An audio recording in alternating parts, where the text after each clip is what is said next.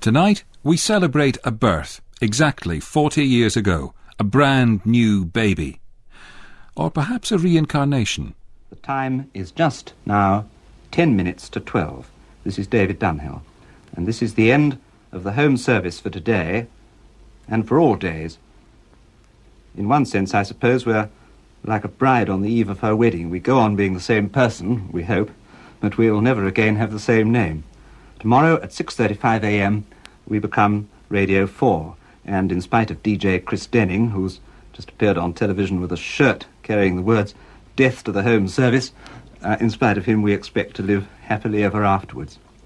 So, goodbye, Home Service.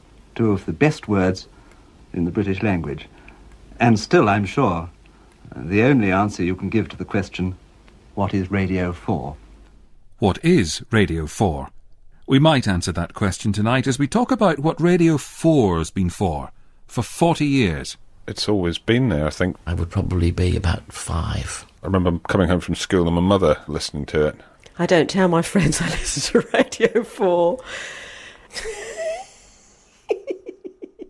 40 really is the new 40.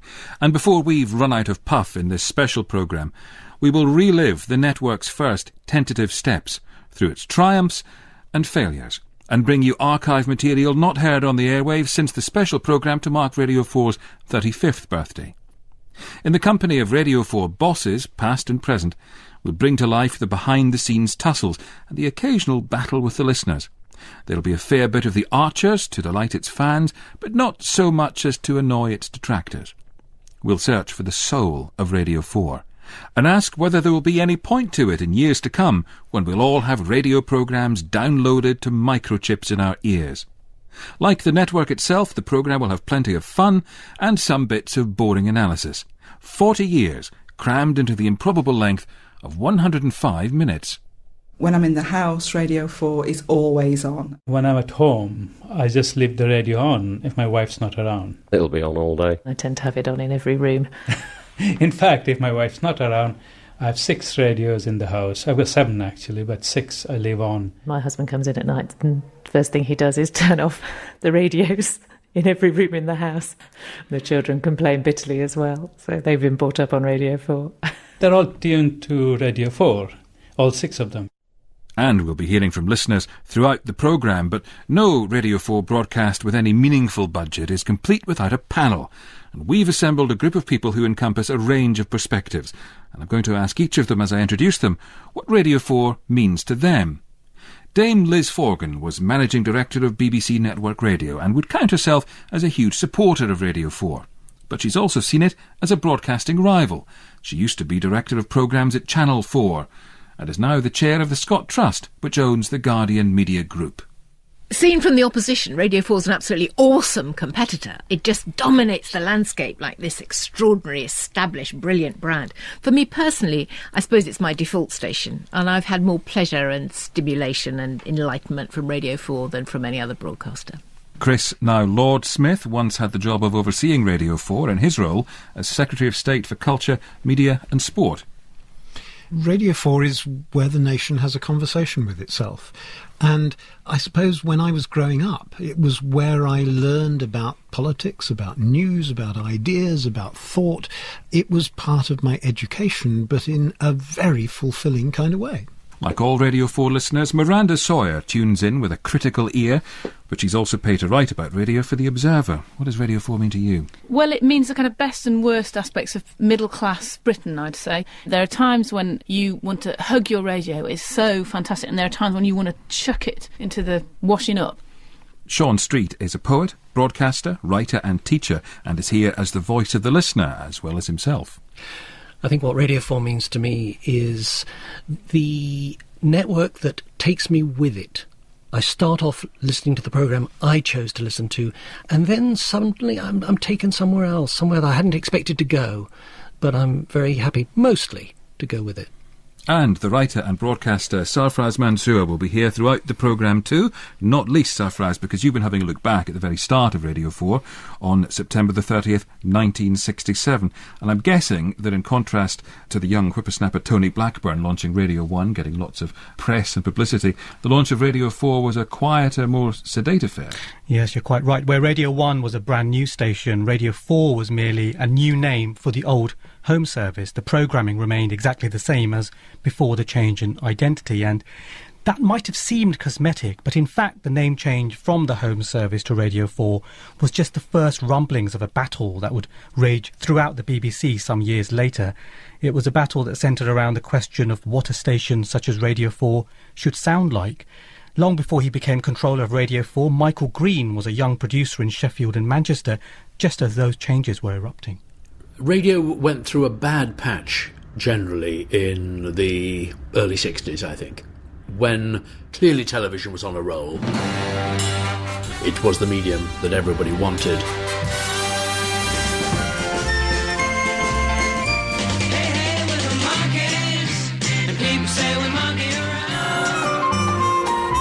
And I think radio was sort of rather shunted off into the sidings and was allowed to kind of drift along. And the home service was very, very old-fashioned. There were lots of programmes there which had been there for years and years. This is Gerard Mansell, who, as last controller of the home service and Radio 4's first, was at the heart of the creation of the new station. It was a very mixed bag. I think its main characteristic was it had no real character. Everything that nobody knew what to do with ended up on the home service. But my thoughts at that time was to gradually bring the home service, it still was, into a new world in which it would be predominantly speech. The voice of Radio 1, just for fun. Music, too much. I think that the pirates and the need to create something under the BBC umbrella for young listeners kind of drove much broader change. So if the BBC was going to try and get hold of a new generation of listeners, it needed to provide something for them. That compelled us to change the nomenclature of the networks. And it was the point at which the question as to whether the home service should become Radio 4 or Radio 1 was argued. I argued that it should be Radio 1. I took the home service to be the key network. I was quite wrong, of course. The key network was Radio 1, actually, as it turned out, because, of course, the following of Radio 1 was immediately very large.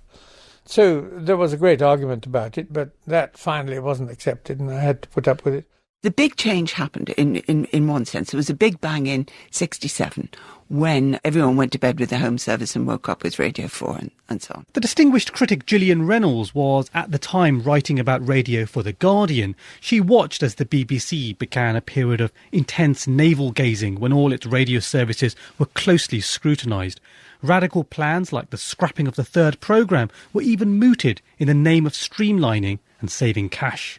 And then, after this 2 years of deliberation, and with local radio being born, again in 67, but later, it felt as if radio was in a perpetual state of discussion. Radio was suddenly kind of reviewed in the round. People said, well, what is this animal going to be going forward? You know, do we lie back and surrender, or do we actually try to create a new radio for the future? But of course it was a major undertaking, and it had to be done bit by bit, largely because there were a lot of passengers in that network, a lot of passengers. Working behind the scenes, Jerry Mansell was involved in a succession of committees and consultation exercises. These took submissions from staff at every level, with the great musicologist Hans Keller leading the No Change Brigade. Mansell scrutinised all the possible options to make the BBC's networks more clearly defined and, of course, to save money. Turning one network into a rolling news service, a theme that runs throughout Radio 4's history, was even mooted. That plan was eventually dropped from the report called Broadcasting in the 70s, which was published in July 1969. Broadcasting in the 70s was a document drawn up after huge internal consideration by the BBC, drawn up with a pre-report from McKinsey's, drawn up in several drafts, shuttling backwards and forwards for something like 2 years. But I was particularly asked to treat it as being secret. I wasn't to tell anybody what we were doing. There was no discussion with staff or anything like that. Staff came to see me, led by people like Hans Keller and so on, to try and find out what I was up to. But I couldn't tell them. So by the time it was made public and all the leaks had happened and bits of straw were floating around in various winds, there was a lot of apprehension about what the choices would be and what it would mean for radio as we knew it. At that time, the Programme Operations Department had just welcomed a new recruit to the ranks of its audio technicians, or studio managers, the future director of all BBC Radio, Jenny Abramsky. When I first joined the BBC, I joined in 1969, there were still petitions going against broadcasting in the 70s. People were coming around saying this was going to be the death of radio, the death of the intellectual heart of radio. The BBC was going to dumb down. I mean, it's a joke when we look back at it now. And as much as anything, it was the people around, I mean, it always is, the people around the Radio 3 or the third programme who are the most vocal, that this was going to renege on everything the BBC had stood for. On another floor of Broadcasting House, a recently recruited junior producer in the Documentaries and Talks department, Michael Rosen, these days a Radio 4 regular and children's laureate, found himself drawn by the whiff of controversy. And there are protest meetings. So I go along. I remember one, huge, it had like virtually every radio producer in existence was at.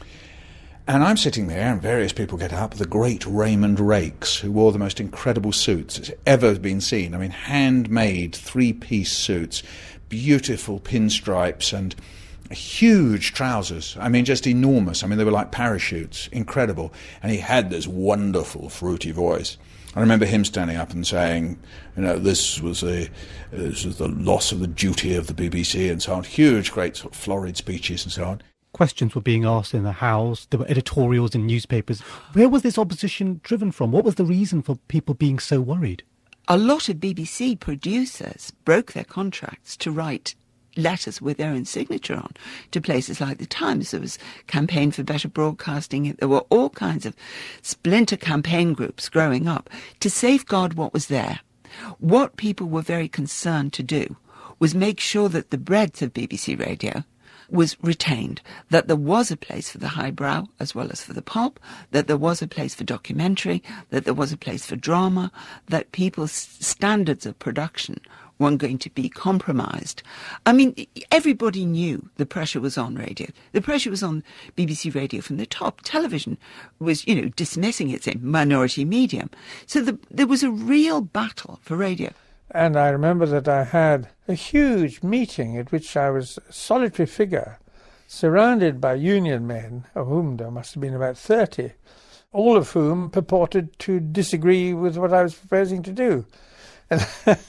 And it lasted for about an hour and a half or something like that, or 2 hours. It was quite rough, but in the end they accepted it. And do you think that apprehension, looking back now, was it justified? Well, I think it helped articulate something that was very relevant then and remains relevant, that if you listen to radio and you're a regular listener, you like it, you love it, you treasure it. Therefore, you're suspicious of anything that seeks to change it in radical ways that you may not like or may not understand. And as it turned out, they listened to people. And so what came out, I think, was a remarkable working compromise, but we didn't know it at the time. Actually, I look back now on broadcasting in the 70s and think it was one of the most far-sighted documents, and I wish I could do something as far-sighted now, faced with the revolution that we are facing in the broadcasting world that you and I now work in. Because that decision that effectively, from broadcasting in the 70s, you got radios 1, 2, 3 and 4 as very clear propositions when they were going to face what would be the coming of commercial radio, and actually creating a portfolio of services for the BBC. In one sense, our television colleagues are only now waking up to the fact that that's what they have to do.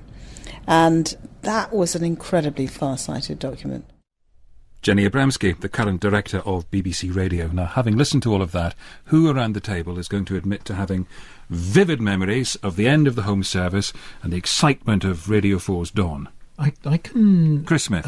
I can remember the early years of Radio 4, because I was in my late teens, I was just about to go to university, and of course at the time there were great things happening in the world. I mean, 1968 was the Prague Spring, it was Martin Luther King, it was Bobby Kennedy, it was these were huge events that I was riveted by as a teenager growing up, and it was Radio 4 that I turned to hear about what was happening. But why not Radio 1? You're their target audience then. I suppose that's why you ended up in the cabinet. Of course I listened to Radio 1 from time to time, but I'd grown up with the sort of the family ritual of listening to the news. At 6 o'clock every evening, the news would be turned on and we would listen. And this was a big moment in the day because this was where we got our information about what was happening in the world.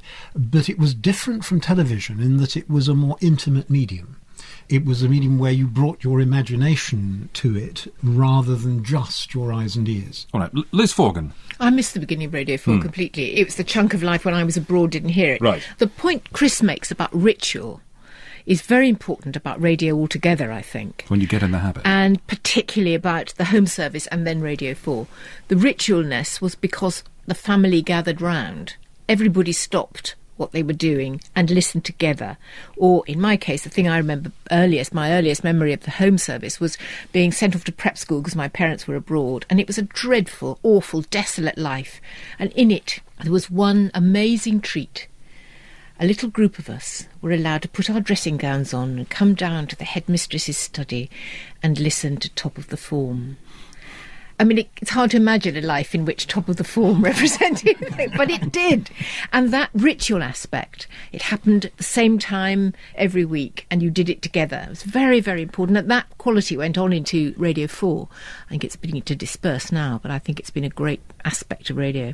But there's also the aspect of radio that you listen to it. I mean, there can be that ritual where you're kind of almost gathered around it, like you're gathered around the fire. But when I was younger, actually, we listened to the news, as Chris said, but also Just a Minute and the kind of comedy programmes that were around. And they would be on while you were having your tea. So it's like you were having your family life, but there was something going on that connected you at the same time. You didn't have to all kind of stop talking in the way that you do when you watch the telly or something. There's something going on in the background that you can all enjoy while you're still doing your family thing. Sean, what are your earliest recollections? Well, yes, I was thinking when Liz was talking there about a programme really that bridges the gap between the Home Service and Radio 4, which actually is the same age as me. It started in the year I was born, which was 1946, and that was Down Your Way. And it did cross over into Radio 4, and it also metamorphosed as it went.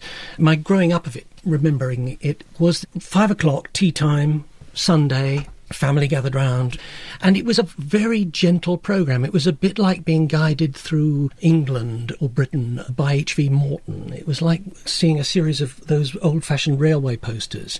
Nothing bad ever happened in this programme. It was a bucolic, idealistic vision of Britain post-war. It did change, and it became more realistic after Radio 4 picked it up. But that's the programme for me, and it defined Sunday at tea time, just as Two-Way Family Favourites and the Billy Cotton Band Show defined lunchtime on Sundays. And it managed to cut through all the competing voices that wanted your attention. I mean, I'm thinking particularly of television. Absolutely, because of its ritual nature and because it was something that you sat down to. I'm wondering, Sarfraz. I'm wondering if there isn't a bit of a danger in what you're saying as well, though, because you're all using the word ritual, which to me links up with class as well, because I think there are some families and some groups and some communities for whom these rituals do exist. But when I was growing up in the 70s and the 80s, and there was no such rituals, and so for me Radio 4 has been something which I've discovered on my own and then embraced myself rather than it being a ritual. So I think that this idea of relying on rituals is actually quite dangerous because it just assumes that people will always gather at 5 o'clock, but that's not necessarily true. Yes, but I think that's more about the social change that's happened post-war than about Radio 4. But also, don't you think, I mean, Radio 4 is essentially a middle-class network, and people who listen to it tend to be middle-class, and other people may sit down and have their tea round the telly, but most middle-class families join together at 6 o'clock, at 7 o'clock or whatever, and they're much more likely to have the radio on other than telly. And I think that's where Radio 4 But isn't it interesting that none of us has mentioned Children's Hour, which is supposed to be the heart of middle-class radio fordom. I never listened to Children's Hour in my life. And when I was managing director of radio, I had the most unbelievable fights about Children's Hour, which was held to be a sacred repository of the culture of Britain. And the figures demonstrated absolutely clearly that nothing's changed. Children don't listen to Children's Hour, but their mums absolutely love it. We're not going to open that can of worms just this early in proceedings. But I do wonder, from your position having helped run network radio, what you think of those leadership decisions we heard in Safraz's report that those early leaders of Radio 4 took to guide it from being the home service into the beginnings of what it is today? I felt a great fellow feeling when I heard Jerry Mansell describing trying to change the radio. When I first came to be managing director of the radio, I had a letter from a woman I will never forget. It was many pages long and it detailed enormously her pleasure in every single aspect of the radio, and it ended the following words. She said, "I've just got one thing to implore you. Don't make anything better," she said. And I thought that was the most incredibly difficult advice to follow, but it did stay with me. Jenny Abramsky is right. Broadcasting in the 70s was absolutely visionary, and I think, on the whole, what it did was brilliant and right and very far-seeing. It probably was just the right time for a bit of a jolt. Every now and again, someone has to pick up the radio and shake it slightly forcibly, because it does tend to settle comfortably. And somebody had to do something about those vowels, which were just slightly too narrow for everybody else's. You could just hear the network getting slightly out of kilter with the population. It's very difficult to change that gradually. That needs a leader to come and say, I've looked 10 years ahead and I've seen something different and we have to change. Very hard to do in radio. I've been picking the brains of 4 members of that exclusive club of people who've had the chance to do more than just shout at the radio about what needs to be done with Radio 4. They've all worked as controller of the network. Around the table, we had almost 30 years of experience of running Radio 4. Monica Sims was in charge from the early days, really, from just 11 years after Radio 4's launch until 1983. Michael Green took over in 86 and stayed for 10 years, when James Boyle took over until 2001. And the 3 former bosses were joined by the current controller, Mark Damazer. I was in television before I came to it, and that was in the 70s, to be the controller. And I was enjoying myself in television. I was really having a very exciting time. And I thought, I don't think I want to go back to radio, which was not highly esteemed by television people at all at that time. It's much better regarded now, I think. And then I happened to be on holiday. I was in the garden cutting the grass, and I heard the most marvellous reading of a serial. It was Graham Greene's A Burnt Out Case. And I thought, any network that can put on this book and read it so well is something I would love to work on and be part of. So what did you say at the job interview, at the board, as they call it, the BBC, to get the job? How did you sell yourself? What did you say you were going to do? James Boyle. I think what I said was exactly what I intended to do. We had just reached a point in the BBC's development when it was clear that all of the accountants were moving in. You'll recall that moment. I'd just come from a network that we'd had to reform, and what I said was, this network is the most creative thing we've got in the United Kingdom. I'm not here to change that, but I think what I can do is just move it forward. Michael Green, what did you say when you went for the job? I said it was the most precious thing the BBC had got. And although television dominated the agenda, the BBC internal agenda, the public discourse about broadcasting, when the chips were down, people would fight for Radio 4 in a way I don't think they'd fight for anything else. People talk about being Radio 4 listeners, but they talk about being viewers in a very neutral and much less focused and committed way. That if the BBC ever wanted to marshal a bunch of people to march on government for the preservation of the licence fee, they call up the Radio 4 audience. Well, they did march in the 70s when Radio 4 appeared to be threatened. Yes. I was there at the time, so I seemed to be fighting a continuous battle to stop Radio 4 being turned into a sustaining service for local radio on the one hand, or a rolling news and current affairs network on the other. And I was the only person at the time saying what is needed. We need to keep this very precious programme that we have, that needs to be a mixed speech programme. And a lot of people didn't agree with me. There were all sorts of papers quoting figures and saying how it could never succeed, and it had its day. It was old-fashioned and fuddy-duddy, and the audience was getting older and older, and it didn't attract young people at all. And did you see your job when you were in charge as preservation in the wake of and in the light of all those attacks? Well, I did during the 70s when it was really threatened. That's curious. That's exactly how I felt.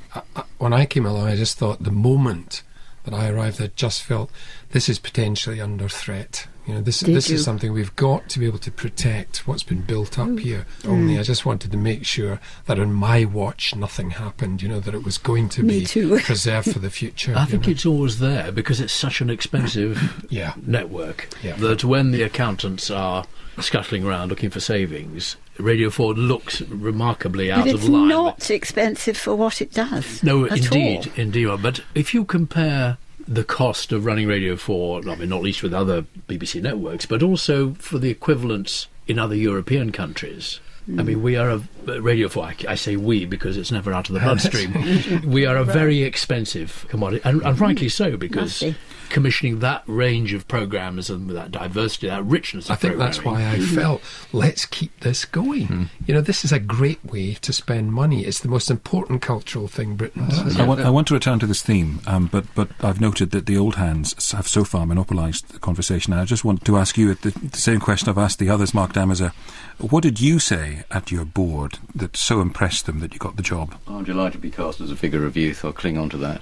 I turned up with two fairly familiar phrases, really. One is, if it ain't broke, don't fix it. And the other one is, for everything to stay the same, everything must change. And they bought that? They bought that enough for me to get through the first 10 minutes. Unlike the others here, I didn't feel that it was under threat, and that's partly because of the work that they had all done. And indeed, Helen Bowden immediately before me, it didn't feel to me that Radio 4 was under threat, either from within the BBC or from any set of accountants or indeed public opinion. If things have changed a little then in terms of the perceived threat by the time you arrived, Mark Damazer, why then, in all the previous years, or in many of them, did Radio 4 have to fight for itself? If it was such a cherished part of the organisation, why the constant threat? I think one of the things that hovered over it for many years and was finally resolved very cleverly with the creation of Radio 5 Live, was the BBC rightly coming to the view that it needed to offer a more sustained news service. There was always these conflicts of interest constantly between the need to go to the war in Iraq and meanwhile the Foresight sagas running on FM. I mean, those things were part and parcel of the daily juggling match that went on. So in order to create that news service, a solution had to be found. And I think a lot of the difficulty arose around that in Monica's time, as she was saying earlier, certainly in my time when John Birch, the Director General at that time, wanted to take the long wave to become the rolling news service.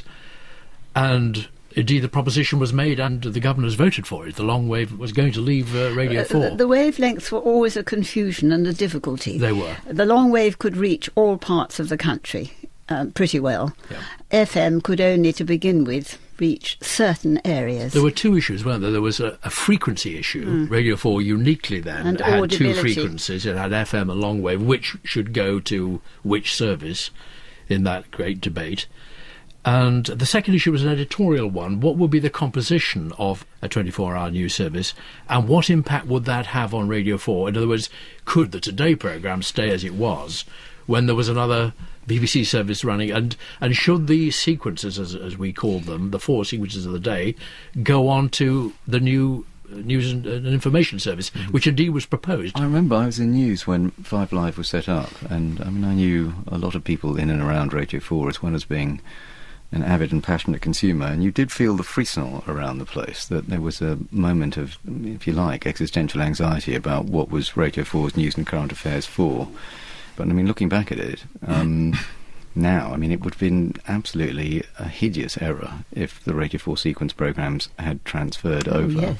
And everybody has survived and everybody's benefited. Well, the fact of the matter is that the schedule is driven by news and by the Archers. It's those two things. Now, had the news been removed, I think it would have been It would have disastrous. killed Radio 4. I mean, that was a major... It was an essential part of it. The Today programme is both a news programme and it also defines, it's not the unique definer of, but it certainly is a very large constituent element of what defines a radio forecast of mind. So is news plus the Archers the soul of Radio 4? News plus the Archers are the two jet engines that lift that plane off. That's what people tune in and out for. But Radio 4's proposition to the public, the thing that people cherish above all else, is the diversity and the detail. And of course, it's the most intelligent station. It's never, ever talks down to its listeners. Radio 4's intelligence comes out in the way that Mark's just described it, of the Today programme.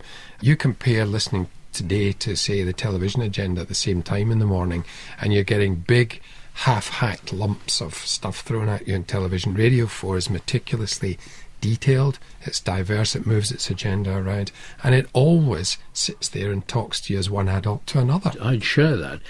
I think it's depth as well. If you look at equivalents again in Europe, in France and Germany and Italy, they offer the same kind of prospectus, but it's about a centimetre of soil deep. Radio 4 was and still is this extraordinary patron of new drama, of new comedy. When I was at Radio 4, I was extraordinarily lucky in having people like Steve Coogan making their debuts in broadcasting. And the amount of investment that Radio 4 was able to put into that generation of... Because it assumed that the audience would be listening with attention, and that the audience actually wanted to be stimulated intellectually and to be moved emotionally and to be uplifted from time to time. I do think it was assuming the best of the audience as well as trying to get the best of the output. But it was because you could, and you did in your time commissioning drama and other colleagues since, you were able to play across such a wide range.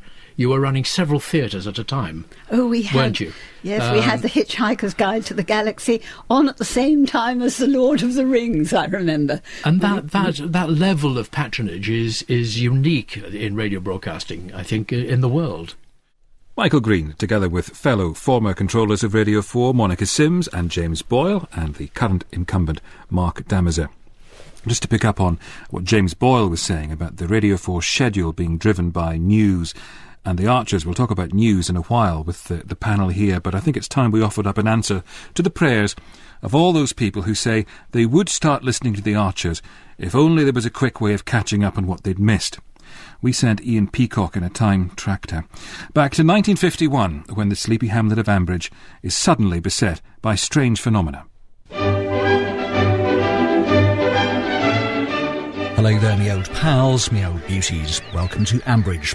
It's 1951, and overnight the everyday country folk who live here have lost their local accents and started spouting dull farming advice in stilted English. After lunch, if you've time, perhaps you'll show me something about feeding the hens. I can see all the farms from here: Bridge, Brookfields, Grange, Home, Nightingale, Willow, Grumpy, Happy, Sleepy, Sneezy, and there's the Bull, and there's Lower Loxley Hall, Grey Gables and St Stephen's. Look who's on the flower rota. Grace Archer. Grace, who has no idea she'll be killed in 1955 to annoy ITV, likes nothing more than interviewing her family in a posh voice about obscure subjects such as how to strangle hens. Why do you wring their necks? To kill them, sweetie. No, you amaze me. Now, that's what I call a most instructive answer. Oh, I get Ambridge in the 1950s resembles a Quentin Tarantino film, Reservoir Goats or whatever. Doris is accused of bribing the WI with preserved fruit, and she lays a crazy paving path. Phil hits his head on a tractor, and Dan ditches pyjamas for a nightshirt. Then, in 1955, ITV is launched, and while the entire village is at home watching television, Grace dies trying to rescue a horse from a burning barn. Clearly the locals aren't listening to the Archers. If they were, they'd run out to help.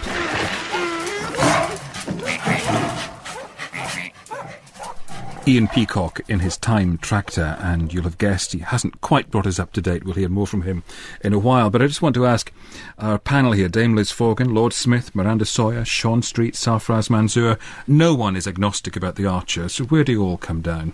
Love it or hate it? I'm a hater, I have to say. Sorry. I obviously keep up with it because the editor of my newspaper is absolutely mad about the Archers and constantly emails me going, this is a great edition, what about Rory, love child, gay marriage, Ruth's affair, off we have to go. And so I listen in kind of all the major events. I'm a bit like a kind of distant relative. I turn up for the marriages and the funerals and then retire again. Sarfraz, you're nodding. I'm lucky because I don't have a professional obligation to even have to listen. To be honest, the Archers just represents everything I don't like about Radio 4. It just seems otherworldly, it's alienating, I'm not that interested, and it just all seems a bit twee as well. Liz Forgan? Well, I missed the advice about strangling hens. I think, that seemed to me startlingly interesting. I could do a bit more of that. Think about the Archers, you can go away for 30 years and come back and it's as if you've never been away. I just wonder, because Miranda, you mentioned class earlier when we were talking about Radio 4 generally, and Sarfraz, you've hinted at this in relation to the Archers. Is Radio 4 essentially a middle-class network? And if it is that bad? Well, I would say it's absolutely middle class, kind of through and through, and I don't necessarily think that that's all bad. I mean, speaking as a middle class 40-year-old myself, exactly like Radio 4, I do find it irritating sometimes that it always seems to be older than me, and yet I'm bang on middle age, bang on middle class, and there's something about it that always seems to be like it's aiming at somebody 10 years older than me, and there's something about that I find more difficult than its middle classness. It does, of course, represent both the best and the worst of middle class identity, Radio 4. But I think if you want to know, it has outriders all over the place. And if you want to know where those outriders are, do something to change the network and upset the listeners. When I did that, I was attacked in a street market in Whitby, on an airstrip in Orkney, and in a London taxi within the space of about 3 weeks. Physically? No, but with intensely, of course, very articulate, furious hostility. Radio 4 gets to very surprising places. I suspect the truth is, demographically, that a majority of Radio 4's listeners are what one might call middle-class people. But that's not the entirety of Radio 4's audience. And I don't think Radio 4 sets out to be a middle-class station. I think they set out to be an articulate station. They set out to be a station that challenges people a bit. They set out to be a station that lifts people's intellectual horizons, but that is not just something that will appeal to middle-class people.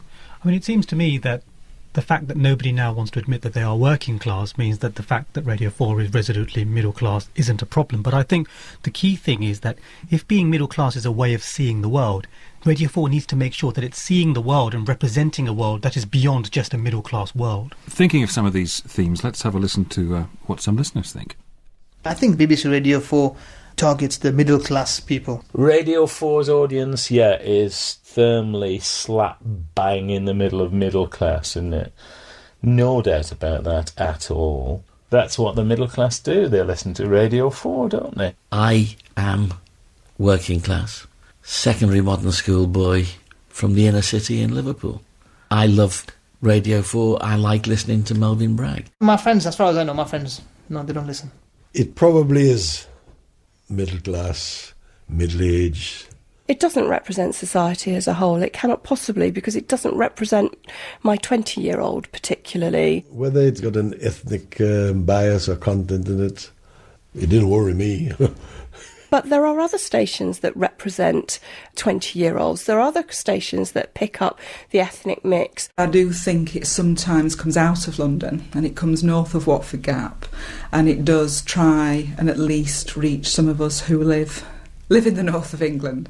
But I do think it could try harder in that area. I do think there should be more programmes about social issues. Even in the weather, because very often we don't get mentioned. It's either London, Ireland or Scotland. But I don't think it can be all things to all people, and I think it would lose some of its uniqueness if it were tried to be taken in that direction. It's important that something like Radio 4 is there for people who do want to listen to it, rather than Radio 4 changing itself to appeal to them, to appeal to everybody. And that's a critical question, isn't it? Should Radio 4 change to try to appeal to people who don't listen in any great number at the moment? it's interesting thinking about what some of those people were saying and looking again back, if we can just go back to the Home Service. And the Home Service was a regional service. It had regions. You would listen to the Midland region of the BBC Home Service. That in turn went back to the birth of broadcasting when everyone was listening in regions. In a way, it's unfortunate, I suppose, that has been lost out of a national network, that capacity to be at once national and occasionally local as well, regional at the same time. I was just going to say, that maybe brings us to the current debate in the BBC about moving parts of the operation to Manchester. Would Radio 4, let's imagine Radio 4 had been based in Newcastle all of these years, would it be super-serving listeners in the southeast of England if that were the case? I think it would be different if it was in Newcastle. Where the commissioning mind is, there is the heart and the instinct of the network, and I think it does really make a difference physically where you are. It's difficult for Radio 4 because of its connection with news and current affairs and therefore Westminster, although you could argue that it might have a more interesting time if you forced them all out of SW1. Though I think probably a Director General who tried to do that would just probably be removed quietly, screaming, or sent off in a white coat. I just wanted to pick up a point about the cultural diversity, which is I think that radio suffers compared to television, because television can put diversity on screen very visibly. So a television station or a news programme that wants to show that it's culturally or racially diverse can do it quite clearly. Whereas with radio, you don't know who's making the programmes, you don't know who's in the studio, and therefore there is a greater danger that people think that it is all white. And I think perhaps that's where things like symbolism and tokenism, if you want to put it that way, or a sense that actually having some of the key people who represent and speak about and for the channel are from diverse backgrounds, I think it becomes more important perhaps. Lovely. Thank you for all your thoughts on that. This is probably the moment to reintroduce you to the reduced archers, which we left somewhere in the 1950s. Where has Ian Peacock got to now?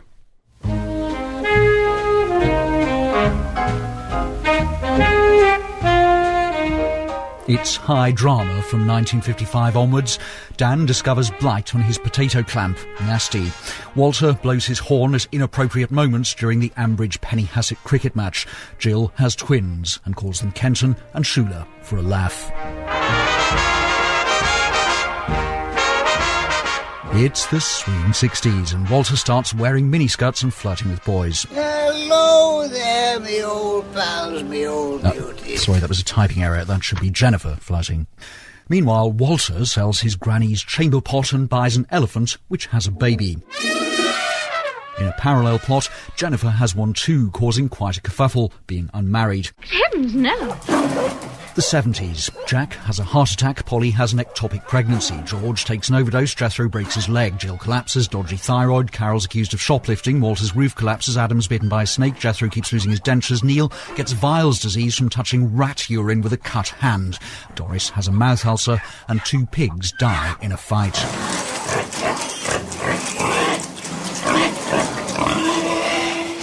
Jill begins to ask serious questions. 2 fried eggs or 1? The traditional storylines, mostly involving misery, death and gore, continue. Jethro is squashed to death by a tree, and Brian Aldridge has a cerebral abscess after being attacked by a cow with BSE. And folk from the other side of Felpersham appear, like Geordie Ruth. It's our pigsty.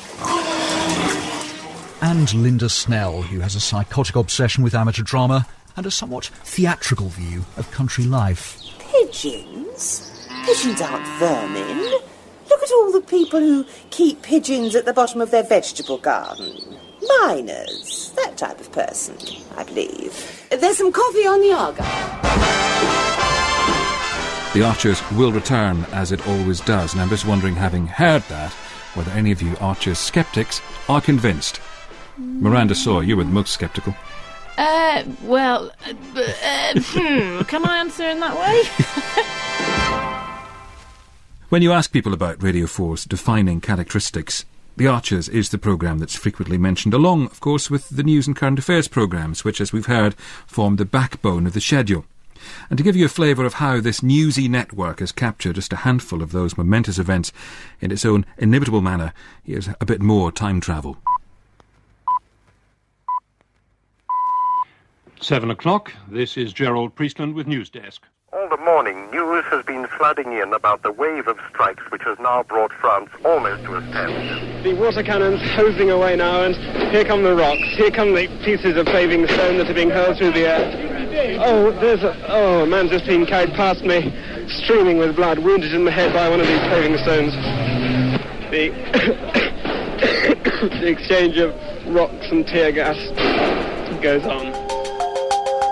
The leader of the Liberal Party, Mr. Jeremy Thorpe, today put his weight behind an international campaign to publicise the case of the recently arrested Soviet human rights campaigner, Dr. Andrei Chair, I honestly can't pronounce this word very well, Chair Dr. Why is Mr. Thorpe doing this? I don't think there's any need to go into the details of the ghastly and deliberate massacre of a village and all its inhabitants in South Vietnam, which has only now come to light. It's a story of almost numbing horror. What haunts Americans this weekend is why they haven't been numbed long ago. Okay, we've had a problem here. And we hit a pretty large bang associated with the caution and warning there. And as I recall... Today, the World This Weekend gives special expanded coverage to America at war with itself. It's not long after dawn in the eastern states of America, the dawn of a day of mourning. In a college chapel in Atlanta, Georgia, the body of Martin Luther King lies in state. And as the smoke rises from the riots in the cities across the land, the widow of Dr. King, Mrs. Coretta King, sends out this message. My husband faced the possibility of death without bitterness or hatred. He knew that this was a sick society. Patris et Filii et Spiritus Sancti. At 58, Cardinal Wojtyla is the youngest pope this century. He's been a bishop only 20 years and a cardinal 11 years. He is, of course, the first pope from Eastern Europe, and in time his origin may have a profound effect on the Church's relationship with Moscow. All I know is that my husband was a very healthy man. He was a very strong man, and he told me the most extraordinary story that he'd been jabbed with an umbrella tip, and I don't think he wanted to frighten me with it, but he showed me the mark that the umbrella had made. What was it like? It was like the point of a hypodermic. Did he say to you that he thought somebody or some organisation was responsible for it? Well, he'd made it clear in the past that if he was killed, he'd know who was behind it.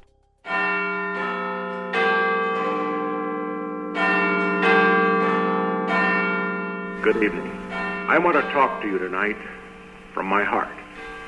In recent months, members of my administration and officials of the Committee for the Re-election of the President have been charged with involvement in what has come to be known as the Watergate affair. In the past week or two, the word impeachment has been tossed around rather freely, especially by the foreign press, and maybe I ought to tell you how it can happen and how it did happen once. BBC Radio News. A major rescue operation is going on off Belgium after a Townsend-Torreson car ferry was involved in a collision and apparently capsized. It happened as the ship was approaching Zeebrugge on its way from Dover, with around 500 people. Gordon Clough and Susanna Simons. And Mrs. Margaret Thatcher is the new Prime Minister. This afternoon she went to Buckingham Palace to accept the Queen's commission to form the new Tory government. And on her arrival at number 10 Downing Street this afternoon... We have on the telephone now from 10 Downing Street Mrs. Thatcher, who I gather has just heard the news, Prime Minister. Hello, good morning. I heard it on your news briefing. It was the first indication we've had, but of course we understand. When there's a tragedy like that, Mr. Gorbachev has to go home. Anything else would be unthinkable. And then I heard later that you didn't know whether I'd heard, so I thought I'd better let you know I had. Well, thank you for calling us. Have you been in touch? At Stanley, the planes went in low, in waves just seconds apart. I'm not allowed to say how many planes joined the raid, but I counted them all out, and I counted them all back. It is now 12 hours since the disaster happened. And in some ways, as I walk through the streets of this small Scottish border town, things seem fairly normal. Bright lights of Christmas trees still shine from the windows of houses. At one end, the street I'm now passing is as neat as you could wish. The pleasant houses with welcoming lights, bright in their porches. At the other, there is rubble where buildings stood. and a deep crater where a particularly large piece of aircraft fell from 30,000 feet up. He's produced a felt-tip pen. He's drawing a square. That's where the first mark will be. And one engineer has literally started hammering into the Berlin Wall, making a first incision. Here we go now, any minute, any second now, the Berlin Wall will be broken into.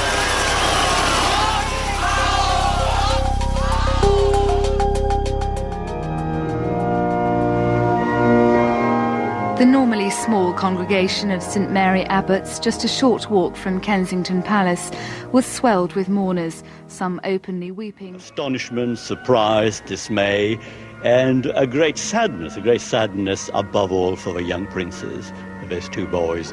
Losing your mother must be the greatest tragedy. An astonishing series of acts of terrorism has been perpetrated in the United States.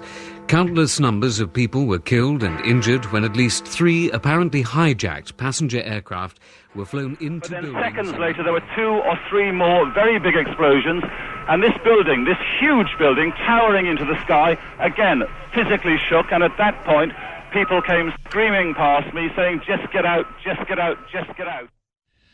There were splashes of flashbulbs and infernal heat, and the button eyes of Ethel Kennedy turned to cinders. She was wrestling or slapping a young man, and he was saying, "Listen, lady, I'm hurt too." And then she was on her knees, cradling him briefly. And in another little pool of light, on the greasy floor, was a huddle of clothes, and staring out of it the face of Bobby Kennedy, like the stone face of a child's effigy on a cathedral tomb. Just some of the news events of the last 40 years and some of the voices who've brought them to you. Sean? One of the things that struck me listening to that montage was the sound, actually. We think of Radio 4 as a speech network, and of course it is a speech network, but sound is so integral to the experience of news. And it's relatively only, I suppose, post-broadcasting in the 70s that we actually had a news bulletin, say at the top of the hour, that was not just a straight news bulletin, that did have clips in it. And that was a major leap forward. To actually hear the sound of news being made, I think, was a huge seminal moment, really. And the thing that really does distinguish it from television is the richness of the language, the way in which the events are described. It has a quality to it which, when you're watching television, because you're concentrating on what you're looking at, you pay much less attention to the nature of the language that's being used. Some of those descriptions are so immediate and riveting. There are some news stories, of course, that you will always go to television for, that great spectacular events. But for the run-of-the-mill, for the generality of coverage, radio, the power of the voice to concentrate meaning and to use sound is simply extraordinary. I remember Alistair Cook's, this wasn't on radio, but it makes the point, Alistair Cook's memorial service in Westminster Abbey. Packed to the doors, huge building, silence. All of a sudden, there was this voice. A screen with a picture of him wouldn't have done anything like the power of the sound of that voice to conjure up in the middle of Westminster Abbey the presence of a man. It was extraordinary. Hard to imagine Radio 4 without the strands of news and current affairs that punctuate the day. Is there too much of it? There isn't too much of it, no. It happens regularly. It is absolutely set off on its journey in the day by the Today programme, which completely dominates the political landscape. And I know as a politician, the Today programme was absolutely the most important news outlet of the day. More important than the newspapers, more important than television news. What the Today programme was focusing on, what it chose to report on, the people it was talking to, the nature of the interviews, it absolutely defined the political news of the day.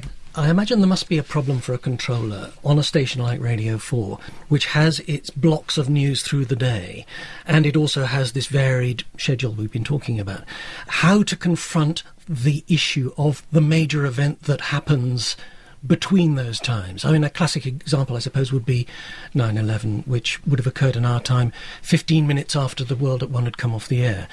That must be a nightmare for a controller. What do you do? At what point do you pull your programmes and say, we're going to changed the schedule. And until Radio 5 Live came along, Liz Vaughan, you'll know more about this than anyone here, there was always pressure, on and off, to have rolling news. It was get rid always of the other a programmes. running argument.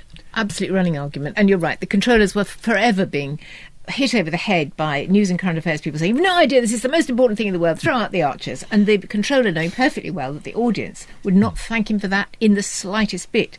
Radio 5 Live was in some ways the solution. There's also that thing now with the internet. I mean, I find that if I want to find, if Radio 4 News isn't on and you don't have access to a telly, then the internet's the quickest way to find things anyway, really. Yeah, I mean, I think compared to the internet and rolling news, the reason I like Radio 4's news and current affairs output is for the things that you can't get on the internet and you can't get in rolling news, which is essentially intelligence and analysis. And those are the things I think that Radio 4 does better than television, newspapers and rolling news. The thing it also does well is pretty robust independence. I was at the receiving end of aggressive questioning from reporters on Radio 4 news bulletins, and you don't like it as a politician, but it's actually an important part of the stuff of democracy. And I remember when I was on a visit to China on one occasion, and China was blocking anything that the BBC was doing. And every time you had a meeting with a senior minister in China, they would start with half an hour of rant about the BBC. And I found the perfect way to disarm them was to listen carefully and to say at the end, "Yes, I know. I'm in charge of the BBC. I provide all their money. I'm the Secretary of State who's responsible for all of broadcasting and media in Britain, and yet they still have a go at me." And their jaws were sort of dropping on the floor. But that very well makes the point that the BBC is there, and Radio 4 particularly there, to be independent, to analyse, to question, to challenge, and actually, long may it continue to do so. And you have to admit, though, Chris, there is an element of to flatter as well. I mean, there is far too close a relationship between Radio 4, probably the BBC as a whole, and Westminster politics. You try shifting a single second of Parliament, doing not very interesting things, and the corporation is assailed by every backbench MP who regards this as their private spot on the air. There is a very, very symbiotic relationship, probably inevitable, but actually I wish sometimes that the journalistic resources of Radio 4 were more used to report the world to us. Do you think that affects the journalism? I think it affects the agenda. I think too much attention is paid to quite trivial things, and important things are ignored as a result of it. One of the emails we get now on a fairly regular basis, sometimes justified maybe, sometimes not, is something to the effect of, "Have you, BBC journalists, have you lost your bowls since the Hutton report?" And this question of the BBC's independence in the face of what some people perceived as an attack by government continues to ruminate. I think there's a bit of a sense of that. And I think the BBC's organisational response to the Hutton report was too dependent. They didn't have enough robustness in responding to Hutton. I don't think Greg Dyke should have gone as the Director General. I think the BBC should have continued to state its case. Yes, it made a technical mistake, but beyond that, I think a lot of what the BBC was doing and saying at the time of the Gilligan report was actually true, and that got lost in the maelstrom. Yes, I agree with you, Chris, actually. I mean, I sort of feel post-Hutton that there is something of a timidity in the BBC. And this is a broader question than just Radio 4, isn't it? I mean, this is much more than just Radio 4. But I hope I'm wrong in thinking I'm seeing a willingness to roll over. Where are you hearing this timidity? I'm thinking of the recent examples that we've had over deceiving the listener, deceiving the viewer and so forth. While, of course, all that's important and trust is vital, and, if Radio 4 is your best friend, you've got to trust your best friend, and that's absolutely true. But I just get a feeling, particularly within Broadcasting House itself, within producers sitting in offices, that they are looking over their shoulder. They're being anxious about what they can and can't say. And I think one of the great glories of the BBC has always been that it can stand up to that and acknowledge the problems where they're there. But, also say, hang on, that's going a bit too far. And also, if you were to ask the listeners who they trusted more, the government or Radio 4, as that's what we're talking about, you know what the answer is. Absolutely. 90% will say Radio 4. So they should, more power to Radio 4. They should carry on at them. People often speak about the arrogance of the BBC, but actually, when you see the BBC react to the sense that it hasn't done something important perfectly well, you see a fantastic exercise of self-examination and self-criticism. I don't think there's another organisation that would take itself to pieces in the way that the BBC did after both Hutton and the trust issues. Many hours ago, at the beginning of the programme, we wondered what Radio 4 was for. I suppose its purpose might easily be defined. Graphs will tell you who its listeners are. But what do we find if we penetrate further beyond the network's beating heart? What lies at its soul?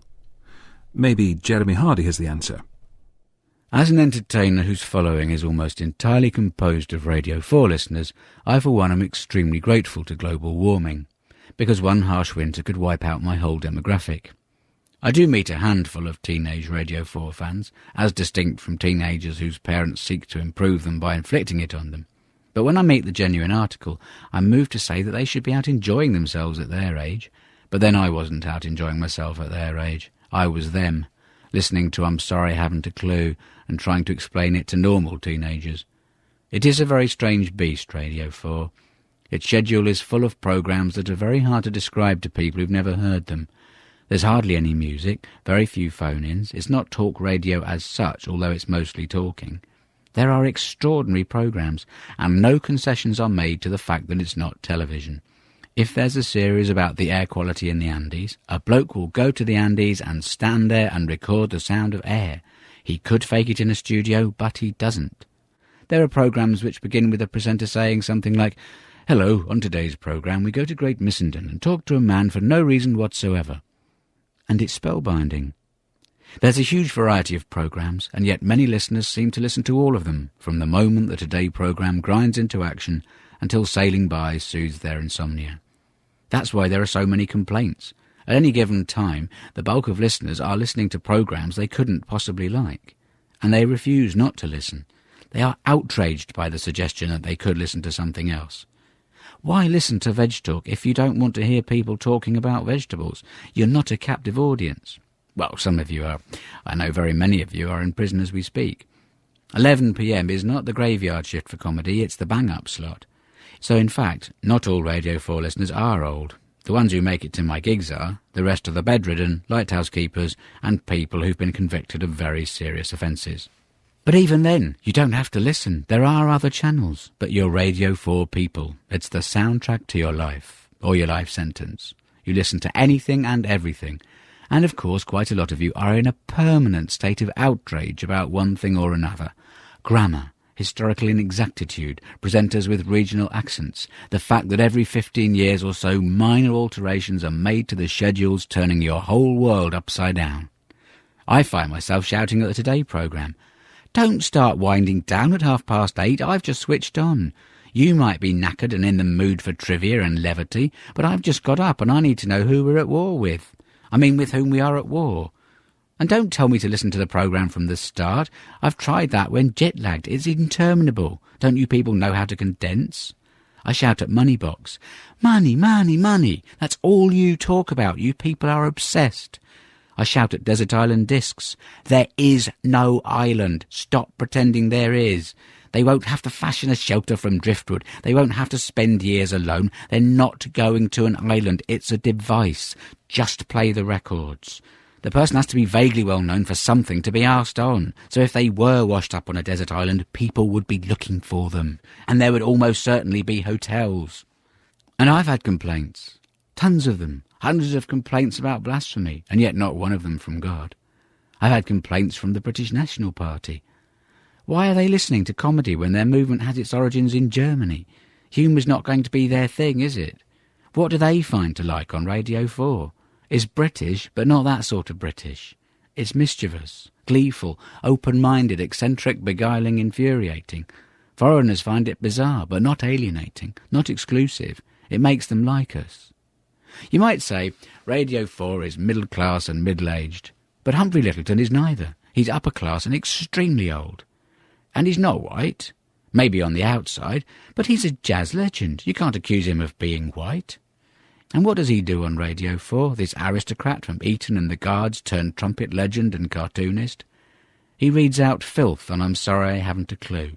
Filthier than anything on Channel 4 at 11 p.m, and he makes it sound like the most charming, erudite, perspicacious and literate prose. And then he introduces me, singing. Only Radio 4 can do this. I spend years trying to write pertinent, clever, subversive, topical satire. I study current events. I spend months at a time writing script after script of my own series.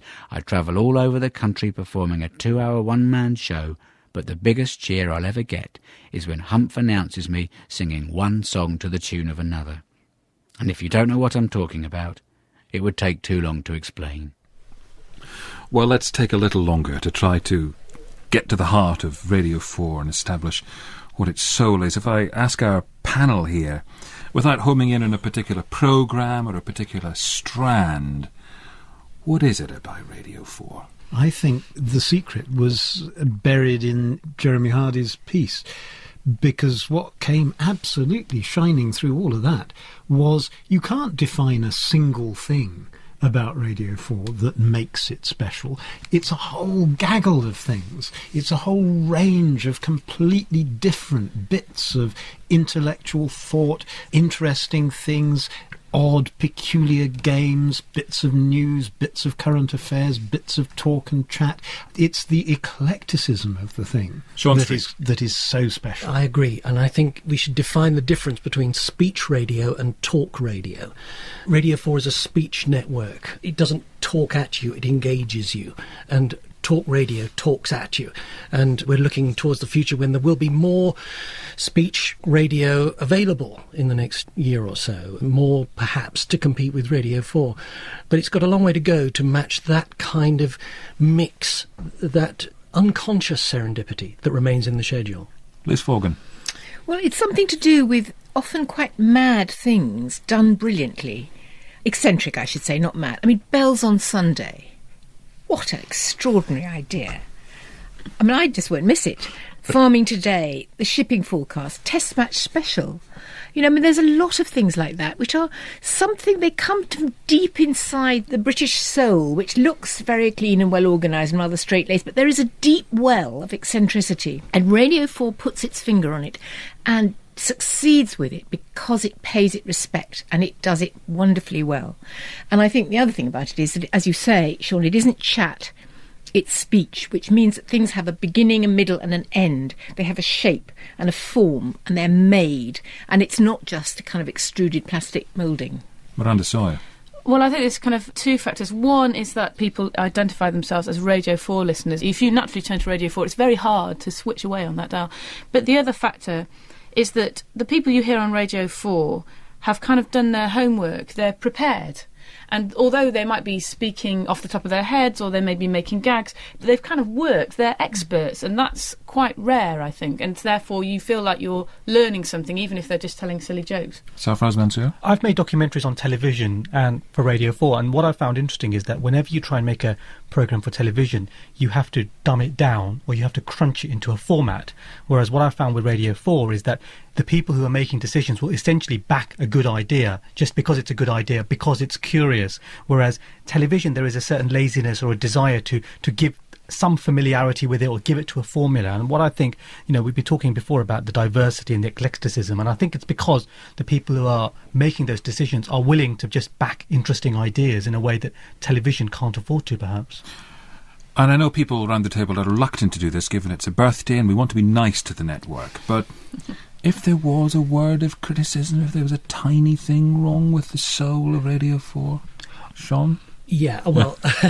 Got a list there. Well, yes, how long have you got? No, I used the word just now, serendipity, and actually I think when Radio 4 has tried to be serendipitous, it's failed. The clue's in the word, isn't it? You know, serendipity is something that happens. You can't make it happen. And I remember a programme, I think it was in the 90s, called The Afternoon Shift, which I felt was a programme that didn't really have a central premise behind it. It felt a bit like we were talking about the Old Home Service. This is where something can go. I shouldn't complain, because as a freelance I made quite a lot of money out of that programme. But as a listener, I didn't feel it really worked. And that for me would be one of the less impressive moments of Radio 4. If there is something to be said in criticism of Radio 4, it's when its periodic wobbles and thinks, oh, the audience getting too old, it's too middle class, we must do something and get ourselves in tune with the modern age, and it loses its self-confidence and it goes to something that isn't it. And I think maybe the afternoon shift wasn't it. Some of those silly quizzes that happened at lunchtime weren't it. And when those things happen, you can hear it's just betrayed itself in a little way, and it has to get back on But track.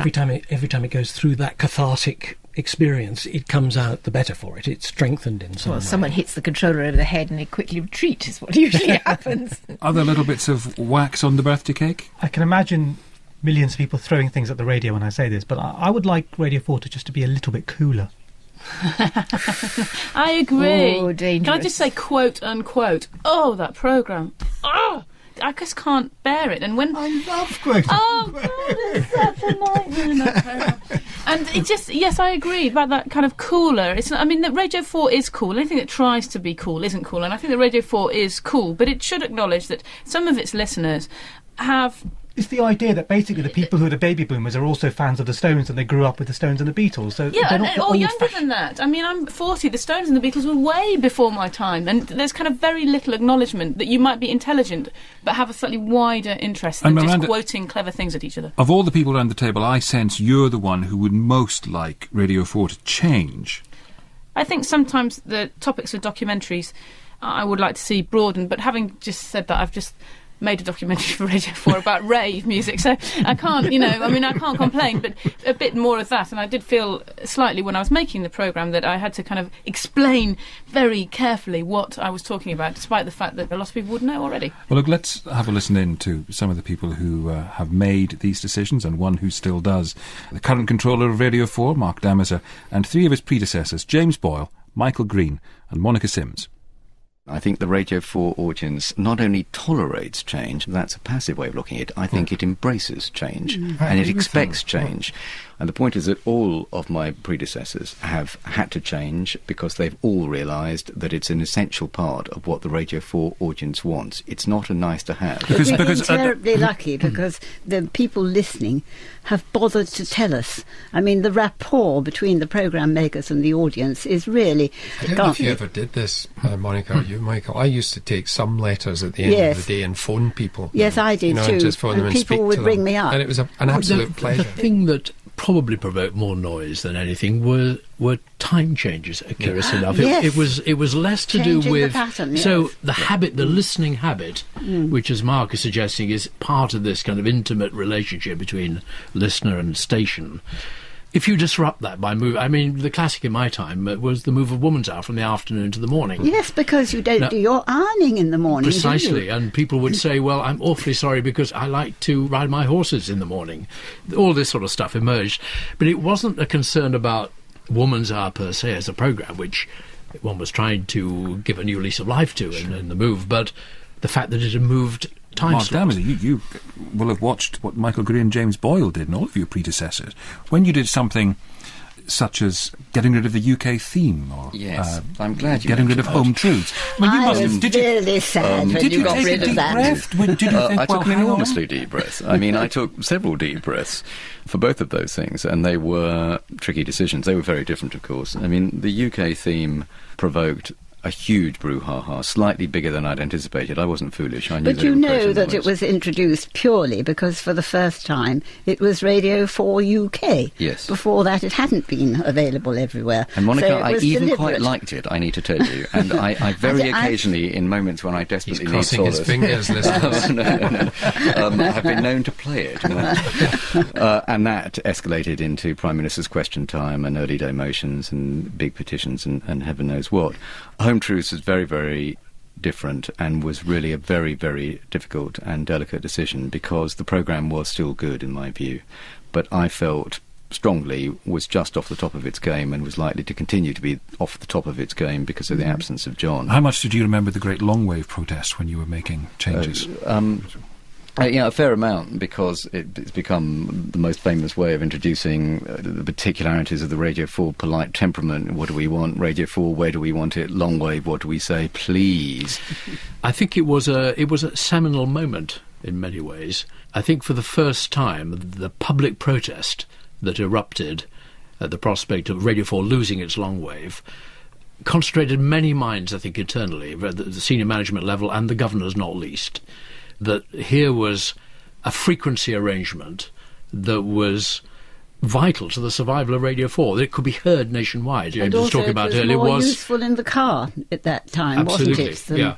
This ubiquitous FM. frequency simply couldn't happen. I mean, I made no secret of the fact that I thought it was a bad mistake. But those of us in radio management were outvoted by our colleagues and by the governors, and it took listener power, public opinion, to change the course of events. I think that's a good example. When senior management got that wrong, it's a good example of how when people take decisions that are divorced from the realities of the audience, then it's going to go wrong. I mean, I think all of us around this table cut the cloth of Radio 4 differently, but we always cut it against the pattern of the audience in our time. What do you, as individuals, what do you wish you'd done in your time at Radio 4 that you didn't do, or perhaps you didn't do as well as you would have wanted? Monica? I am sorry that we didn't manage to change things as much as we might have done at the time, but there were all sorts of constraints that we had to observe. I also felt I should have had more confidence in resisting the blandishments of news and current affairs, who really wanted to take over the whole thing and put in extra programmes at the drop of the hat. And of course I agree entirely with Mark. Change is necessary. Not all the time, but sometimes one has to be prepared to make changes if the situation warrants it, and sometimes it does. I don't think I had at the time enough confidence to be able to stand up against some of the pressures that were put on the network. I mean, I did what I could. Perhaps it wasn't enough. One of the obvious things that's come across in this conversation is your collective passion for this network remains, even though only one of you is still controller. I wonder how you view the future. Now Radio 4 is part of a BBC which finds itself under cost pressure, arguably like never before, and with some new competition waiting in the wings.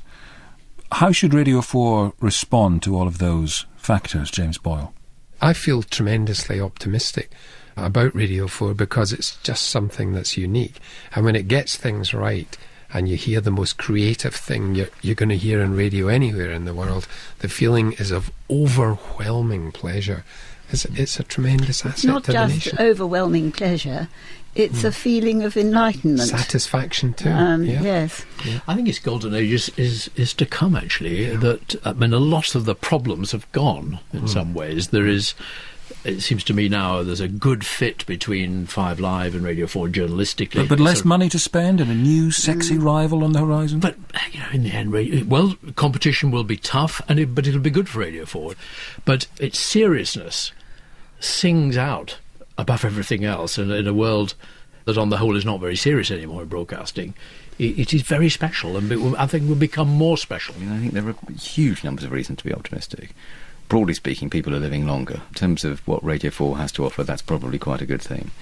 Something which I think we haven't really thought about enough in the BBC, and I mean the BBC, not just Radio 4, is what this phenomenal expansion in higher education has been going on now for the last 10 years, and you've got to think at some point, it's not going to be a perfect match, but the more people have access to higher education, the more likely it is that the kind of things that Radio 4 has to offer will strike a chord and fit. I mean, we want anybody who's interested in intelligent speech. That is the only qualification that you need to be part of the Radio 4 audience. So I'm pretty confident we'll survive a long time after I've gone. Just very quickly, because we're going to stop, just name names round the table. Who's the best Radio 4 controller so far? I think the present Radio 4 is tremendously enjoyable and encouraging. Thank you very much. Forgive me if this sounds like a callback, but I genuinely think that it's everybody in the sense that we all try and leave an imprint. It's an organic network.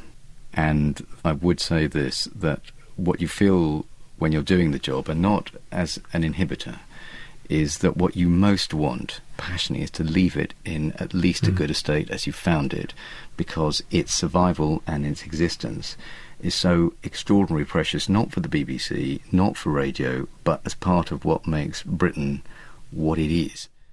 Mark Damazer, the current controller of Radio 4. And with our panel here, Dame Liz Fogan, Lord Smith, Miranda Sawyer, Sean Street and Sarfraz Mansour, we're going to talk about the future of the network in, what may be a golden age to come, as Michael Green suggested in just a second. But let's take a moment to dwell on the past for a moment, since this is a 40th birthday celebration. The licence fee which funds the BBC is supposed to give programme makers licence to fail, free from the commercial pressures of rivals. The creative souls in the corporation are supposed to take chances, attempt the difficult, flirt with the impossible, and just occasionally make mistakes. Believe it or not, there have been some in the course of 40 years, but let's start with a quick burst of glory. BBC Radio 4. I'm Charlotte Green. Is that a gun in your pocket, or are you just pleased to hear me? Aha! Welcome to Knowing Me, Knowing You, my chat show. And you're allowed to take one luxury with you to the island. The Taj Mahal. And I'd like a plastic football. A crochet hook and a flock of sheep. A blow-up woman doll. And a can of Elastoplast. The Now Show!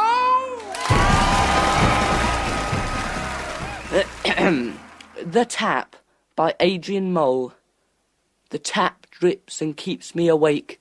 In the morning there will be a lake. For the want of a washer the carpet will spoil. Then for another my father will toil.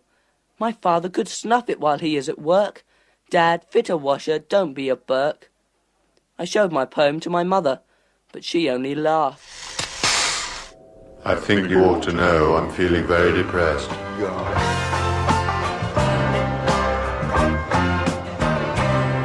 This is the story of The Hitchhiker's Guide to the Galaxy. Perhaps the most remarkable, certainly the most successful book ever to come. Long years ago, in the second age of Middle-earth, the elven smiths of Eregion forged rings of great power. Then the Dark Lord Sauron forged one ring in the fires of Mount Doom in the land of Mordor.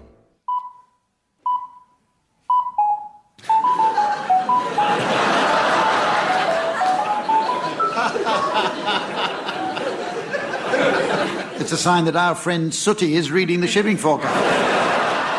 The inimitable Humph on the ever so slightly successful I'm Sorry I Haven't a Clue.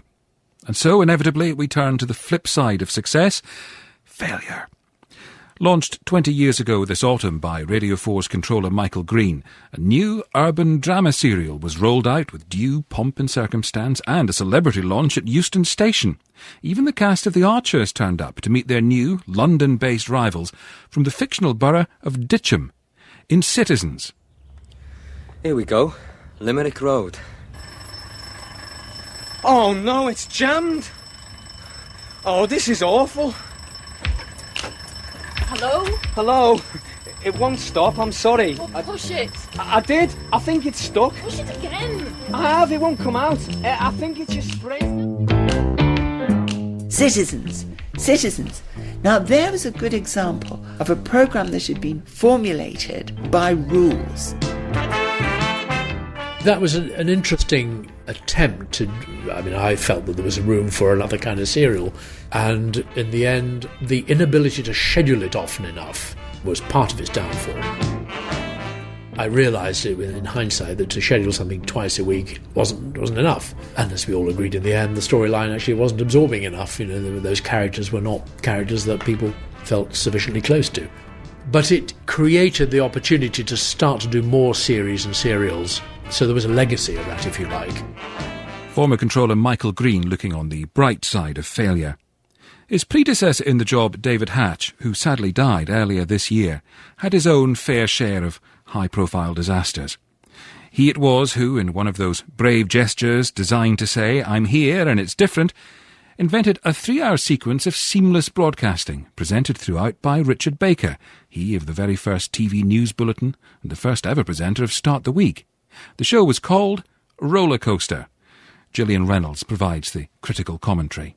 You had to be very bold, and I suppose that's probably why I did Roller Coaster, just to shake the trees a bit. It might have worked, it didn't, but it was good fun when it happened. We'll be in more or less perpetual motion from now till 12 o'clock, but that's the way we want it to be, as we change gear from one topic to another, taking in as we go such long-established landmarks as the act of worship and morning story. My back was up from the minute the announcer's voice said, "I am X and I am your host." And I would shout at the radio, "No, you're not. You are in charge of this programme. I am the host. I'll say whether you'll stay or go, or whether you're barred. You're barred. Out." We talk to each other as man to woman, or vice versa. Seemed to us a suitable topic to get roller coaster on the road. It didn't lose any audience, I have to tell you. It did absolutely fine. No, it was good. I enjoyed it. The great seamless robe, I didn't care for it. It's not in the nature of Radio 4. It's counterintuitive to the whole Radio 4 mindset, in my view. I probably should have been even bolder and not had it presented by Richard Baker. Not that I don't like Richard Baker. I think Richard Baker was a wonderful broadcaster. But if you're doing an experiment which is going to shake the trees, you shouldn't do it with somebody who is the tree, if you know what I mean. I should have gone for, I don't know, the equivalent of a Jonathan Ross. I don't know who it was then. And that really would have shaken the trees. Welcome to Anderson Country, where today we talk to a man who's had fame thrust upon him in a way that few of us would wish for. It was an attempt to say, here we are in the middle of the afternoon. We've been lectured at pretty relentlessly all day. Let's try and tap into the byways of human life.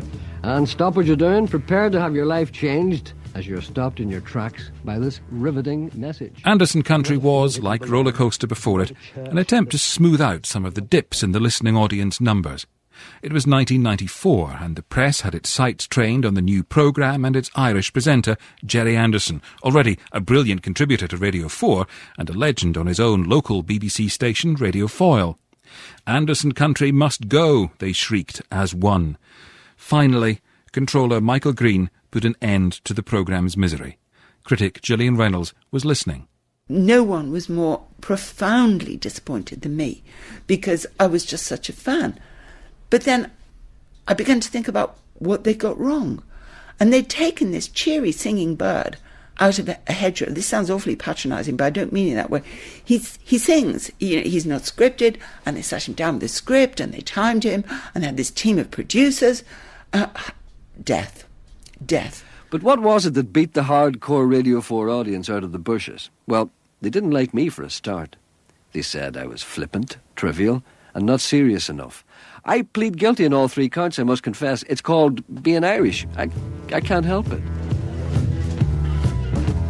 The Spam Fritter Man. Possibly the worst comedy programme ever in the history of British radio. Spam Fritter Man. It got an RI of 34. I think it came from Manchester. I thought it was a great title. And on it went, and it was horrendous. But, lots of things are horrendous. That's okay. David Hatch, taking the rough with the smooth. Now, around the table tonight, you've all been kind enough to mention in passing programmes you're not fond of. Perhaps you'd rather wish were not on Radio 4. But thinking of what we've just heard, what turkeys do you remember? What absolute abject failures that just didn't work as radio programmes stick in the mind? One of the things that you do get is some of the real staples of the Radio 4 schedule, like the afternoon play, can be absolutely wonderful at times, but can also, on occasion, get it really wrong. But actually, that's always going to be part of the strength and weakness of Radio 4. And that business of being allowed to fail, are you prepared to listen to a bad programme knowing that this is the price you pay for the other good bits? I'm not prepared to listen to it because I turn it off.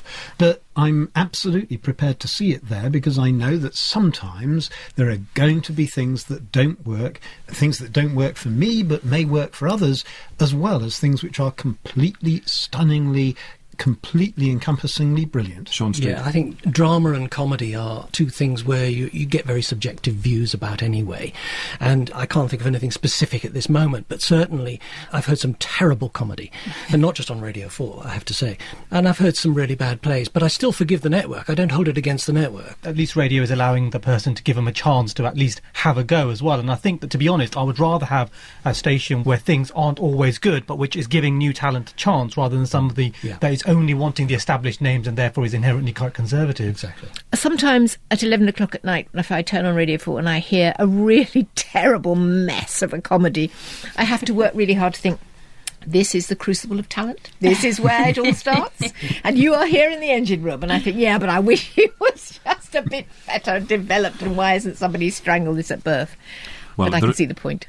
At the risk of dwelling on the negative then, let's return to a programme that's pretty well liked and it's got a long-running pedigree. We'll bring you up to date with Ambridge in the final instalment of our reduced Archers. Come on.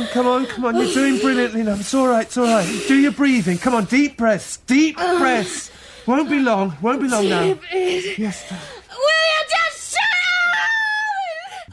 The 1990s, and there's a massive outbreak of grunting in Ambridge.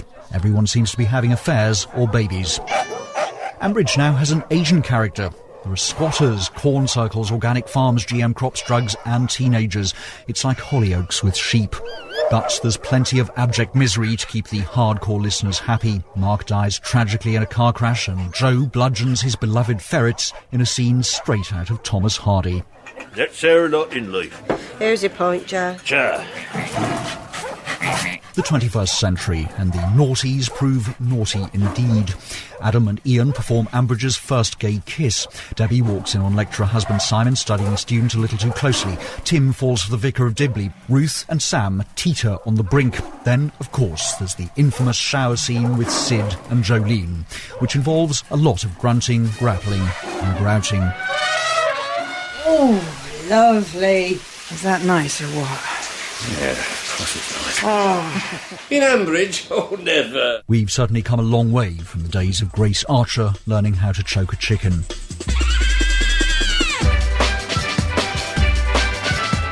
It's now 2067. The one extra spin-off from the Archers, Down with the Home Farm Homies, wins a Sony Award for the episode where Snoop Dogg takes control of the WI. Thanks to climate change, Ambridge is now on the south coast and looks a bit like Tenerife. And as for the Archers, that's a reality show in which 20 celebrities, a herd of cows and a dangerous pig live together for a month in a lock-up garage in Borchester. Ian Peacock, Radio 4, Ambridge.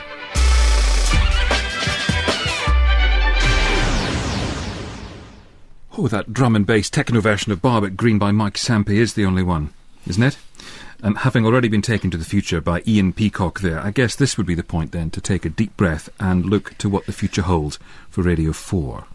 The pace of change in broadcasting only accelerates, and Sarfraz, you've been looking at how good old Radio 4 might fit in future. Indeed, and I've been talking to a few of the remaining industry bigwigs who aren't already here in the studio with us.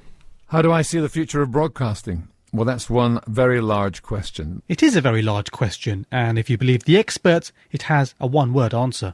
Digital. The future really is digital in all its many forms. So we're agreed, it's digital. But what will that mean for listening in the future, and what does it mean for listening today? Well, I'm like a lot of people who listen at home. If I'm in, it's on. The Telegraph's radio critic, Gillian Reynolds. What's changed is that my potential choice of listening has broadened immeasurably. I think the story of the last 10 to 15 years has been one about a huge range of choice, both on TV and radio. Mark Friend, the BBC's controller of multi-platform and interactive, which means he's paid to think about these things. You know, we've gone to 300-odd radio networks in the UK, over conventional distribution platforms, thousands if you connect to the internet. When you say conventional distribution platforms, I mean a broadcast digital signal. And for the general public, well, certainly offers a huge variety of change in some areas, highly welcome. Richard Park, who, when he isn't destroying dreams on Fame Academy, is also the co-founder and executive director of Global Radio, a key new player in the commercial sector. If you're a sports fan, you can get sports from all over the world. In other areas, not so welcome because it's just more of the same very old stuff. So radio listening in the future will offer an explosion of choice, both in what we listen to and what we listen to it on. But isn't there a danger that we could end up drowning in too much choice? How are we going to be able to find the stuff worth listening to? I think there's many different directions it could go in. David Balfour from the online newsletter Record of the Day. Already, one of the key developments is you have listen again features, and you're able to go and look at websites and see, here's a show that I like, and here are other shows in a similar genre that I may be able to listen to. And I think that this is just going to develop on and on. In fact, there are already models of this in the way the music industry distributes its product. For example, this Last FM, a virtual radio station which tracks what you listen to, learns what you like, and then gives you more. And it's not alone. Another one we could talk about for starters is one called Pandora, where you enter a song that you like, and this website or the application will immediately create a playlist for you based on parameters and various things they've worked out about music that might be similar, music that might appeal to you. And then when you take this a bit further, you look at something like Last FM, there's also a very strong community aspect to it. And you put in your song and you can see other people who are listening to this track. And taking that one step further, you can go, oh, well, if they like this track and I like this track, I'll look at what else they're listening to. So you can browse through their collection and really go to places you would never have imagined yourself. And what are the sort of potential possibilities of that kind of format in speech radio? I think there's an opening for it in speech radio because it's about community. This is the buzzword of all audio delivery these days. It's about community. It's about delivering people the content that they want or the content that might be interesting to them. That ability to personalise the service. The BBC's Mark Friend again. To surprise you with things that you didn't even know you wanted to listen to is something that we need to be able to do.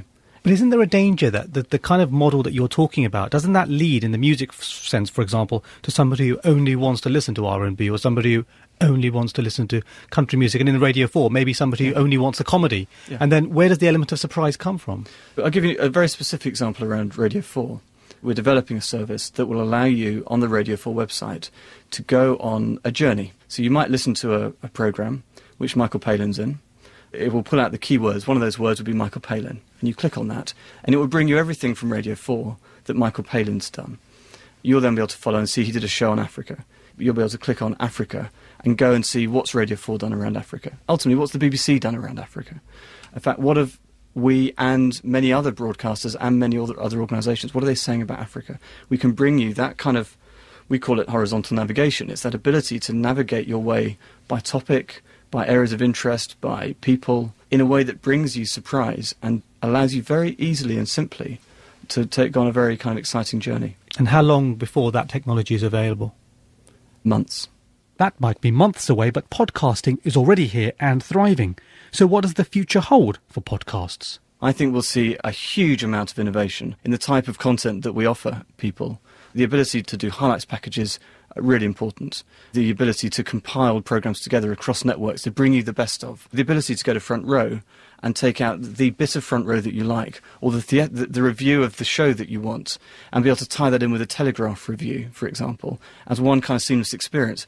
Is very powerful, and I think will come. But isn't there a danger that one's brand identity becomes lost? Because if one is picking something from Front Row, but nobody quite realises that it's a Radio 4 programme, and then you read something from a newspaper, what happens to Radio 4 or the BBC's identity in that? Yes, I think it's very easy to think that that's an issue purely for broadcasters, and of course we care about that hugely. I think it's also an issue for our listeners. They want to know what they're listening to and who it's coming from.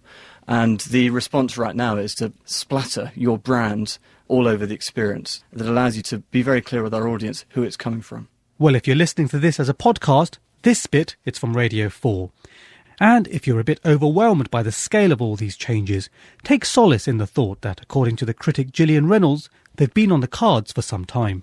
If you go back to 1969, the then chairman of the BBC, Charles Hill, made a speech which prefigured all of this, remarkably prescient.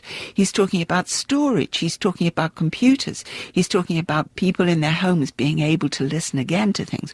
Well, here it is. Sarfraz, you posed the questions there and succeeded in making them all speak English after a fashion. What do you think the answers are? What about the future? It's interesting. There was a lot of talk of journeys and horizontal navigations and experiences, but the thing I found talking to these experts was that where television, people are worried about technology because they think it's going to diminish the audience and it's going to be a threat.